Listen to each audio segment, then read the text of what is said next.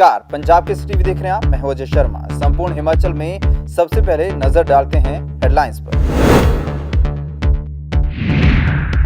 शीतकालीन सत्र के चौथे दिन भी विधानसभा में जमकर हुआ हंगामा। विपक्ष ने सरकार पर लगाए पर्यटन विभाग की संपत्तियों को निजी हाथों में बेचने के आरोप। सदन में की नारेबाजी, किया वॉकआउट। विपक्ष के आरोपों पर वन मंत्री राकेश पठानिया का पलटवार। कहा, प्रॉपर्टी से ज्यादा के अगले 3 साल में आएंगे रिटर्न। 4 उपचुनाव जीतने के बाद कांग्रेस का दिमाग हो गया है खराब। विधानसभा के शीतकालीन सत्र का कल आखिरी दिन। 2 दिन बाद मुख्यमंत्री जयराम ठाकुर फिर से सत्र में होंगे शामिल। आज विधानसभा में पास हुआ लोकायुक्त बिल और सोलन के जवाहर नवोदय विद्यालय में 20 छात्रों के कोरोना पॉजिटिव आने के बाद स्कूल को बनाया गया मिनी कंटेनमेंट जोन। सभी छात्र एसिम्प्टोमेटिक, घबराने की नहीं आवश्यकता। धर्मशाला के तपोवन में जारी हिमाचल विधानसभा के शीतकालीन सत्र में हर रोज जमकर हंगामा हो रहा है। शीतकालीन सत्र के आज चौथे दिन भी विपक्ष ने जमकर बवाल काटा। प्रश्नकाल समाप्त होते ही सदन में विपक्ष के नेता मुकेश अग्निहोत्री ने सदन में पॉइंट ऑफ ऑर्डर के तहत पर्यटन विभाग की संपत्तियों को बेचने का मामला उठाया और सरकार पर संपत्तियों को निजी हाथों में बेचने के आरोप लगाए। विपक्ष ने हिमाचल ऑन सेल के नारे लगाते हुए सदन की कार्यवाही से वॉकआउट कर दिया। सदन के बाहर मीडिया से बातचीत के दौरान नेता प्रतिपक्ष मुकेश अग्निहोत्री ने कहा कि 200 करोड़ रुपए एडीबी से कर्ज लेकर पर्यटन की संपत्तियां सरकार ने बनाई और उसके बाद अब इन संपत्तियों को सरकार कौड़ियों के दाम में निजी हाथों में बेच रही है। अग्निहोत्री ने कहा कि अगर भाजपा सरकार संपत्तियां बेचती है तो 6 महीने बाद जब कांग्रेस की सरकार आएगी तो सभी संपत्तियों के सौदे निरस्त किए जाएंगे और संपत्तियों को वापस लिया जाएगा। हिमाचल प्रदेश को बेचने का प्रकरण है। हिमाचल को बेचा जा रहा है, हिमाचल को लूटा जा रहा है और जयराम सरकार उसमें शामिल है। अभी एडीबी से लोन लेके लगभग 200 करोड़ रुपए की प्रॉपर्टियां बनाई गई और ये 4 प्रॉपर्टियां जो है, एक मुख्यमंत्री की कॉन्स्टिट्यूंसी में है आज, और ये जंजाली में टूरिस्ट कल्चर सेंटर बना 27 करोड़ रुपए का, और इसके बाद मंडी में एक सेंटर बना 42 करोड़ रुपए का। एक जो है बड़ा ग्रां मनाली में सेंटर बना 47 करोड़ रुपए का। एक जो है क्यारी घाट, आप जगह देख सकते हैं, कन्वेंशन सेंटर 37 करोड़ रुपए का। ये 4 प्रॉपर्टियां लगभग 200 करोड़ रुपए के आसपास कर्जे लिए गए। कर्जे लेके प्रॉपर्टियां खड़ी करके इसको प्राइवेट हाथों में लुटा दिया गया। आप देखें कि मंडी की प्रॉपर्टी जो है, मंडी में धांधली देखो। मुख्यमंत्री का गृह जिला है, वहाँ 2 प्रॉपर्टियां बनी। जो 42 करोड़ की प्रॉपर्टी है मंडी की, उसको इन्होंने सिर्फ 25 लाख रुपए में जो है एनुअल प्राइवेट पार्टी को दे दिया, और ये 10 साल के लिए। और उसके बाद जंजाली की प्रॉपर्टी 27 करोड़ रुपए की, ये 17 लाख रुपए में जो है 15 साल के लिए दे दी गई। तो आप देखें कि ये प्रॉपर्टियां जो है, अरबों की प्रॉपर्टियां अपने चहेतों को औने पौने दाम पे किस ढंग से लुटाई जा रही हैं।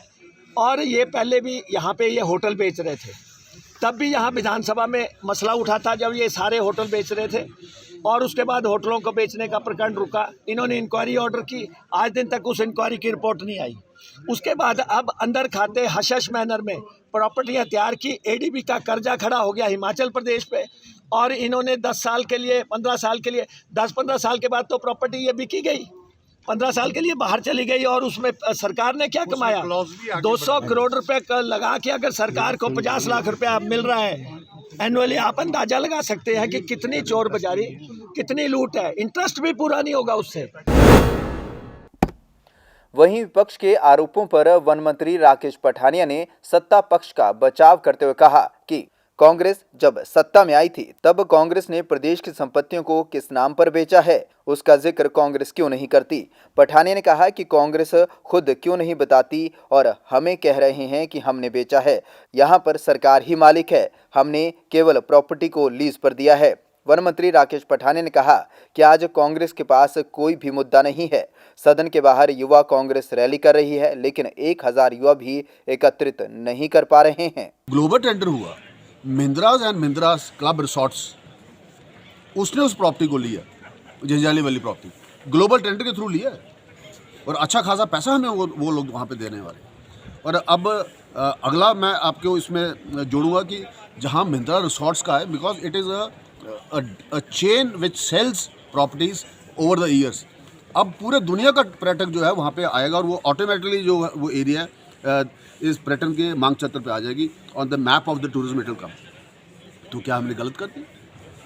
जितने की हमारी वो प्रॉपर्टी नहीं उससे ज़्यादा पैसे हमें अगले 3 साल में उसके रिटर्न में मिलने वाले, प्लस हम टूरिज्म के मैप पे भी आने वाले, प्लस प्रॉपर्टी भी हमारी है, हम ही मालिक है, हमने बेचा नहीं। अब राइटफुल हॉल का मालिक कौन है? किसको वो प्रॉपर्टी बिलोंग करती है? क्या आप कोई साल का किराया ले रहे हैं? कोई साल की लीज मनी है? कोई रॉयल्टी है? कुछ है आपको? कुछ पल्ले पड़ रहा है आपका? वहाँ 1000 कनाल से ज़्यादा ऊपर फॉरेस्ट की जगह बीच में है, हज़ारों पेड़ देवदार के बीच में है, वो उस प्रॉपर्टी को आपने किस भाव पे बेचा? और ऐसे कई एग्जाम्पल मैं आपको कोट्स कर सकता हूँ। आज मैं आपको फिर बार बार बता रहा हूँ कि ये इनके पास कोई भी मुद्दा नहीं है। अभी आप बाहर हो गया है कि नहीं आए? यूथ कांग्रेस की रैली देखी आपने स्टेट की? क्या 1000 कार्यकर्ता है उसके अंदर? पूरे स्टेट की यूथ कांग्रेस की रैली आज हुई है बाहर, पूरे स्टेट की, और 1000 कार्यकर्ता नहीं आया। चलिए नूरपुर चलिए, मेरे को आज का दिन 1 घंटे का समय दिया है, सवेरे 5000 युवा कार्यकर्ता खड़े कर दूँगा। ये पूरे स्टेट के अंदर से 1000 आदमी नहीं इकट्ठा कर पा रहे। ये है इनका संगठन, ये है इनकी असलियत। ये तो गलती से भुलेखे से कहीं 4 इलेक्शन का जीत गए, इनके तो दिमाग फट गए। हमने कहा आपको अपनी आप लीडरशिप को तय करें, बताएं आप किसके नेतृत्व में अगला चुनाव लड़ रहे हैं, जो इनके पास कोई सवाल नहीं। ऊना राजकीय महाविद्यालय में राज्य वित्त आयोग के अध्यक्ष सतपाल सती ने आज इंटर कॉलेज जूडो चैंपियनशिप प्रतियोगिता का शुभारंभ किया। प्रतियोगिता में पूरे प्रदेश से 26 टीमें भाग ले रही हैं। समारोह में खिलाड़ियों को संबोधित करते हुए सतपाल सिंह सती ने खेल प्रतियोगिताओं के आयोजन से छात्रों में खेल भावना और अनुशासन जैसे गुणों का विकास होने की बात कही। उन्होंने खेल प्रतियोगिताओं के चयनकर्ताओं से प्रतियोगियों के लिए खिलाड़ियों का चयन करते समय निष्पक्ष होकर अपने कर्तव्य का निर्वहन करने की भी अपील की, ताकि राष्ट्रीय और अंतर्राष्ट्रीय स्तर पर योग्य प्रतिभाएं उभर कर आएं और खिलाड़ियों का मनोबल बना रहे। वहीं इस दौरान सतपाल सती ने बीते दिनों कांगड़ा में हुई इंटर यूनिवर्सिटी बास्केटबॉल प्रतियोगिता में ऊना की टीम को उचित प्रतिनिधित्व न मिलने पर नाराजगी भी जताई और कहा कि इसके लिए जो भी जिम्मेदार होगा उसके खिलाफ सख्त एक्शन लिया जाएगा। हिमाचल प्रदेश कॉलेजेस की आज इंटर कॉलेज जूडो चैंपियनशिप शुरू हुई है। मैं सभी खिलाड़ी साथियों को बहुत बहुत शुभकामनाएं देता हूं और उम्मीद करता हूं कि अच्छे खिलाड़ी चुन करके जब इंटर यूनिवर्सिटी चैंपियनशिप राष्ट्रीय स्तर के ऊपर होगी तो वहां हिमाचल प्रदेश का नाम रोशन करेंगे और वहां पर कोई ना कोई पोजीशन हिमाचल प्रदेश की जूडो में आए तो ये हम सब के लिए खुशी का विषय होगा। तो मैं इनको बहुत बहुत बधाई देता हूँ और ऊना कॉलेज का स्टाफ, प्रिंसिपल साहब मेरे साथ ही हैं।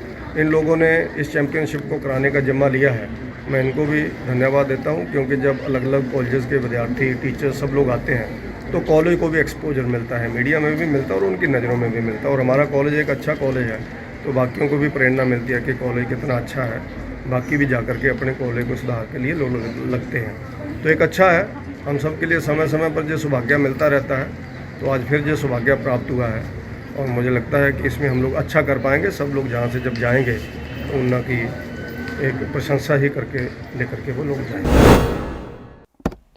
जिला सोलन के जेएनवी स्कूल कुनिहार में बीते दिन 17 और छात्र कोरोना पॉजिटिव आने के बाद स्कूल को मिनी कंटोनमेंट जोन बना दिया गया। हालांकि राहत की बात यह है कि सभी छात्र एसिम्प्टोमेटिक हैं, इसलिए अभी घबराने की आवश्यकता नहीं है। मुख्य चिकित्सा अधिकारी राजन उप्पल ने बताया कि कुछ दिन पहले अर्की के स्कूल के विद्यार्थियों के कोरोना टेस्ट करवाए गए थे, जिसमें से 3 छात्र पॉजिटिव पाए गए थे। यह तीनों छात्र बाहर से आए थे, जिसके बाद अन्य 95 छात्रों के टेस्ट करवाए गए हैं, जिनमें से 17 छात्र की कोरोना रिपोर्ट बीते कल पॉजिटिव आई थी। ऐसे में अब संक्रमित बच्चों को आइसोलेट कर दिया गया है और स्कूल को मिनी कंटेनमेंट जोन बना दिया गया है। सभी एहतियातन कदम उठाए जा रहे हैं ताकि किसी भी तरह का संक्रमण फैल न सके। ये जेएनवी स्कूल में पहले 3 बच्चे पॉजिटिव आए थे, बाहर के आए थे वो बच्चे, और उसके बाद उनके टेस्ट करवाए गए, वो पॉजिटिव आए, तो अब उनकी कॉन्टैक्ट ट्रेसिंग की गई कल, तो 93 केसेस की कॉन्टैक्ट ट्रेसिंग की गई, जिसमें कि 17 पॉजिटिव आए हैं। और आज बाकी स्कूल के उन बच्चों को तो आइसोलेट कर दिया गया है, स्कूल को कंटेनमेंट जोन बना दिया गया है, ट्रीटमेंट स्टार्ट कर दी गई है। सारे बच्चे एसिम्प्टोमेटिक है, ऐसे कोई घबराने की बात नहीं है। और बाकी स्कूल की कॉन्टैक्ट ट्रेसिंग चल रही है। प्रदेश सरकार ने हिमकेयर कार्ड धारकों को बड़ी राहत दी है। अब हिमकेयर योजना के कार्डों का नवीनीकरण पूरे साल किया जा सकेगा। इसके साथ ही लोगों को नए कार्ड बनाने की सुविधा पहले की भांति जनवरी से मार्च माह तक मिलेगी। मुख्य चिकित्सा अधिकारी हमीरपुर डॉक्टर R.K. अग्निहोत्री ने बताया कि साल 2018 से प्रदेश सरकार द्वारा यह योजना शुरू की गई थी। हमीरपुर जिला में अभी तक 66,133 लोगों के कार्ड इस योजना के तहत बनाए जा चुके हैं और करीब 30 करोड़ रुपए का क्लेम किया गया है। वहीं करीब 6 करोड़ रुपए रीइंबर्समेंट के तौर पर मिले हैं। आपको बता दें कि इस योजना के तहत चुनिंदा अस्पतालों में 5 लाख रुपए तक निःशुल्क इलाज की सुविधा प्रदेश सरकार की तरफ से दी जाती है। योजना की शर्तों के मुताबिक जो परिवार आयुष्मान भारत योजना में कवर नहीं है, वे इस योजना के तहत पात्र हैं। जानकारी के मुताबिक BPL, रेहड़ी फड़ी वाले या मनरेगा मजदूरों के लिए ये योजना निःशुल्क है। 40% से अधिक विकलांग व्यक्ति या 70 वर्ष से अधिक आयु या वरिष्ठ नागरिक, आंगनवाड़ी कार्यकर्ता, आंगनवाड़ी सहायिका, आउटसोर्स कर्मचारी, मिड डे मील वर्कर, अंशकालिक कर्मचारी, दिहाड़ीदार, आशा वर्कर और अनुबंध कर्मचारियों के लिए 365 रुपये का शुल्क तय किया गया है। वहीं अन्य परिवारों के लिए 1,000 रुपये शुल्क तय किया गया है। ये प्रदेश सरकार द्वारा निर्णय लिया गया है कि कोविड के मद्देनजर कुछ लोग जब वो रिन्यूअल नहीं करा सकते, कुछ बीच में प्रॉब्लम्स आई हैं, इसलिए सरकार द्वारा ये निर्णय लिया गया कि पूरा साल रिन्यूअल होगा जनवरी से लेकर दिसंबर तक। और नए कार्ड जैसे कि आपको पता है जनवरी से लेकर मार्च तक बनते हैं, वैसे ही बनते रहेंगे। एक महत्वाकांक्षी योजना है जिसमें करोड़ों रुपया लोगों को रिम्बर्स के माध्यम से और या ट्रीटमेंट के माध्यम से उन तक पहुंचाया गया है। तो यही हम सूचना देना चाहते हैं कि पूरा साल जो रिन्यूअल हिमकेयर कार्ड का। वैसे देखिए 2018 से ये स्कीम चली है। 2018 में 12,156 लोग आए, फिर 24,846 लोग आए, 18,680 आए 2021 में, और अब तक हमारे पास 66,133 कार्ड बन चुके हैं। और इस कार्डों का जो हमने क्लेम रेज किया, क्योंकि कैशलेस ट्रीटमेंट है, आपको कार्ड दिखाना होता है और ट्रीटमेंट मिलती है, तो उसमें 29 करोड़ 88 लाख 11,904 रुपये के क्लेम रेज किए हैं। और जो हमें रिम्बर्स होके आता है वो 5 करोड़ 94 लाख 11,078 रुपये वापिस विभाग को आ चुके हैं। ये कार्ड आपको जैसे पता है कि हमारे 6 जो CSC है वहाँ चलते हैं, 2 आयुर्वेदिक हॉस्पिटल हैं और इसमें कुछ प्राइवेट हॉस्पिटल भी हैं, 4 वो भी हैं, वहाँ पे आयुष्मान कार्ड ये चलता है। इसके अलावा PGI में भी, कई लोगों को पता नहीं है कि PGI में भी हमारा हिमकेयर जो कार्ड वो वहाँ भी चलता है, वहाँ भी कैशलेस ट्रीटमेंट जो है वो उन लोगों को मिलती है। हमीरपुर संसदीय क्षेत्र में आयोजित होने वाले सांसद खेल महाकुंभ 2 का विधिवत शुभारंभ आने वाली 18 दिसंबर को किया जाएगा और इसके लिए अब तक 2100 से अधिक टीमों का पंजीकरण हो चुका है। यह जानकारी सांसद खेल महाकुंभ संसदीय आयोजन समिति के सह संयोजक नरेंद्र अत्री ने सर्किट हाउस हमीरपुर में सांसद खेल महाकुंभ 2 की आयोजन समिति की बैठक में भाग लेने के बाद मीडिया से रूबरू होते हुए दी। अत्री ने बताया कि सांसद खेल महाकुंभ 2 में इस बार cricket, volleyball, basketball, kabaddi, football और कुश्ती के साथ एथलेटिक्स की 100 मीटर, 200 मीटर और 400 मीटर व 1600 मीटर की प्रतिस्पर्धा का भी आयोजन किया जाएगा। इस वर्ष के संसदीय खेल महाकुंभ में लगभग 50 लाख रुपए की राशि विजेता प्रतिभागियों को प्रतियोगिता के दौरान वितरित की जाएगी।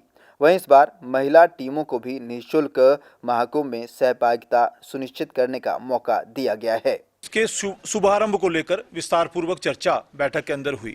अभी तक 2100 टीमें इसमें पंजीकृत हुई हैं और 18 तारीख को मंडल स्तर पर इसका शुभारंभ आयोजन समिति द्वारा किया जाएगा। अपने संसदीय क्षेत्र के युवाओं को उन्हीं के घर गांव में खेलों के क्षेत्र में अपनी प्रतिभा दिखाने का मंच प्रदान करना, राष्ट्रीय अंतर्राष्ट्रीय स्तर पर भारत का प्रदर्शन और अच्छा हो ऐसा सुनिश्चित करना, देश के सम्माननीय प्रधानमंत्री जी का सपना कि प्रत्येक देशवासी स्वस्थ हो, फिट हो, इस बात को आगे लेकर जाना, इन तमाम विषयों को आधार मानकर सांसद खेल महाकुंभ का आयोजन आदरणीय अनुराग ठाकुर जी के नेतृत्व में इससे पहले भी हुआ, फिर से हो रहा है। और हम सबके लिए गर्व का विषय है कि पूरे देश भर में अधिकांश सांसद अपने अपने संसदीय क्षेत्र में इस सांसद खेल महाकुंभ को फॉलो कर रहे हैं, उसको आयोजन कर रहे हैं, उसको अपने अपने संसदीय क्षेत्र के युवाओं को मंच प्रदान करने का प्रयास कर रहे हैं। और अब बात करेंगे जिला हमीरपुर के ऐसे दो सगे भाइयों की जो भारतीय नौसेना और थल सेना में सब लेफ्टिनेंट और लेफ्टिनेंट बने हैं। दोनों भाइयों का घर लौटने पर जोरदार स्वागत किया गया। इन दोनों भाइयों के पिता भी नेवी में रिटायर्ड अफसर रह चुके हैं। हिमाचल को वीर भूमि कहे जाने वाले हमीरपुर में जिला के नाम से दो सगे भाइयों ने सार्थक किया है। जिला के सुजानपुर विधानसभा क्षेत्र के टपरे पंचायत के नोहगी गांव के दोनों सगे भाई एक ही साल में नौसेना और भारतीय सेना में लेफ्टिनेंट बने हैं। दोनों बेटे जब अफसर बनकर घर लौटे तो मां की आंखें खुशी के आंसुओं से नम हो गई और पिता भी फूले नहीं समाये। बड़ा भाई रोहन भारद्वाज इंडियन नेवी में सब लेफ्टिनेंट बना, तो वहीं छोटा भाई राहुल भारद्वाज इंडियन आर्मी में लेफ्टिनेंट बना है। दोनों भाइयों का कहना है कि उन्हें अपने पिता से ही आर्मी में जाने की प्रेरणा मिली है। उन्होंने कहा कि माता पिता ने उन्हें लक्ष्य के प्रति प्रेरित और फोकस रखा। जी, ट्रेनिंग तो कहने को तो मेरी सैनिक स्कूल से ही हो रही थी। उसके और पीछे जाया जाए तो ट्रेनिंग मेरी बचपन से ही हो रही है, क्योंकि मेरे पिताजी नेवी में थे और मेरे अंकल हैं वो भी नेवी में थे। तो हमें बचपन से ही इसके ट्रेनिंग के बारे में, आर्मी के बारे में, नेवी के बारे में टाइम पे पता लगता रहा है। तो उसके बाद जब सैनिक स्कूल में हुए, वहाँ पे ट्रेनिंग मिली, प्रशिक्षण मिला, इंस्ट्रक्टर्स सब ने साथ दिया हमारा, और फाइनली हम एनडीए क्लियर करके, एनडीए रिटन एग्ज़ाम क्लियर करके अपने अपने मुकाम पर पहुँचे हैं। वहाँ पे एकेडमी में हमारी ट्रेनिंग हुई 4 साल के लिए इंडियन नेवल एकेडमी में। वहाँ के इंस्ट्रक्टर्स, वहाँ के ऑफिसर्स, वहाँ के सारे जितने भी सेलर्स थे, उन सब ने हमें प्रोत्साहन दिया, उत्साह बढ़ाया हमारा। बहुत ज़्यादा खुशी की बात है मेरे लिए। कल ही मैं अपने भाई की पीओपी में गया था, तो वहाँ पे देख पाया मैं अपने पिताश्री और अपनी माताश्री के आँखों से जब आंसू छलके, मैं समझ गया कि इससे ज़्यादा खुशी की बात और कोई हो नहीं सकती। ये मेरे लिए बहुत ही गौरवान्वित होने का अवसर है कि इस एरिया से मैं और मेरा भाई, हम दोनों ही यहाँ के पहले नेवल ऑफिसर और आर्मी ऑफिसर बने हैं। स्टार्टिंग जो थी वो नेवल बैकग्राउंड से हुई थी। जो हमारे फादर साहब हैं, पिताजी, वो पहले नेवी में जेसीओ थे। फिर वहीं से हमें मोटिवेशन मिली कि डिफेंस फोर्सेस की तरफ जाया जाए। तो एक भाई ने सोचा नेवी का रुख किया जाए और एक ने सोचा फौज का। तो वहीं से स्टार्टिंग हुई थी। स्टार्टिंग से मोटिवेशन फैक्टर तो सारी हमारी फैमिली के मेंबर्स जो हैं वो डिफेंस बैकग्राउंड से ताल्लुकात रखते हैं, तो वहाँ से मोटिवेशन मिलती रही। मेरे मामा जी, नाना जी, ये सब फ़ौज में थे, तो वहाँ से मोटिवेशन स्टार्ट हुई। सैनिक स्कूल सुजानपुर डीरा के बाद मैंने नेशनल डिफेंस अकेडमी का जो पेपर है वो दिया। उसको पार करने के बाद वहाँ पे 3 साल ट्रेनिंग और अभी 1 साल की ट्रेनिंग देहरादून में की, जिसके उपरांत मुझे लेफ्टिनेंट पद के लिए नियुक्त किया गया। माता पिता को अपने दोनों बेटों पर गर्व है। उन्होंने कहा कि देश सेवा हर सेवा से सर्वोपरि होती है और परिवार में इसका जज्बा शुरू से ही था, जिससे उनके बेटों ने आगे बढ़ाया। What is the difference between बाकी जॉब में और आर्मी में? तो he said one thing and I was just, मुझे बड़ी अच्छी लगी।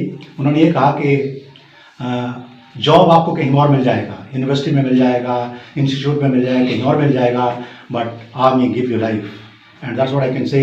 इवन नेवी और army, defence forces give you life. It makes you a very special person if you can really do that. खुशी की बात है, वो मेरे लिए बड़ा स्पेशल मोमेंट था। मुझे अभी भी याद है, वो 21 फरवरी था जब मुझे फाइनल कॉल आया था कि मेरा दूसरा बेटा भी हो गया। और उसके बाद दूसरा था जब वो सर्विस सिलेक्शन बोर्ड में पास हो गए थे सितंबर 2017 में। तो ये 2 दिन मेरे लिए बड़े स्पेशल थे। और तीसरा था जब दोनों बेटों को कमीशन मिला है। और एक बाप होने के नाते, एक पिता होने के नाते मेरे लिए बड़ी स्पेशल बात है। पढ़ी लिखी भी ज़्यादा नहीं हूँ, पर आज मेरे बच्चों ने मेरा दूध को मतलब एक बहुत ही मतलब मेरे शब्द नहीं है इसके लिए मैं बयान नहीं कर सकती अपनी खुशी को। बस मैं यही कहना चाहती हूँ कि भगवान हर माँ को ऐसे बेटे दें जो उनका नाम रोशन करें और देश की तरक्की हो, हर तरह से घर में मतलब सबके ऐसे खुशियाँ आए। हमने कभी सपने में नहीं सोचा था कि हमारे घर में भी ऐसा होगा, तो मेरी खुशी का कोई ठिकाना नहीं है। दोनों भाइयों ने यूपीएससी एनडीए एनए की परीक्षा को पास किया। इसके बाद रोहन भारद्वाज इंडियन नेवल अकादमी और राहुल भारद्वाज ने नेशनल डिफेंस अकादमी पुणे और इंडियन मिलिट्री अकादमी देहरादून से ट्रेनिंग पूरी की है। रोहन भारद्वाज को 27 नवंबर 2021 को इंडियन नेवल अकादमी में सब लेफ्टिनेंट के रैंक से नवाजा गया है, जबकि राहुल भारद्वाज 11 दिसंबर 2021 को इंडियन मिलिट्री अकादमी देहरादून में ट्रेनिंग पूरा कर लेफ्टिनेंट बने हैं। पंजाब केसरी टीवी के लिए अरविंद सिंह की रिपोर्ट। इस बुलेटिन में फिलहाल इतना ही। अजय शर्मा को दीजिए इजाजत। नमस्कार।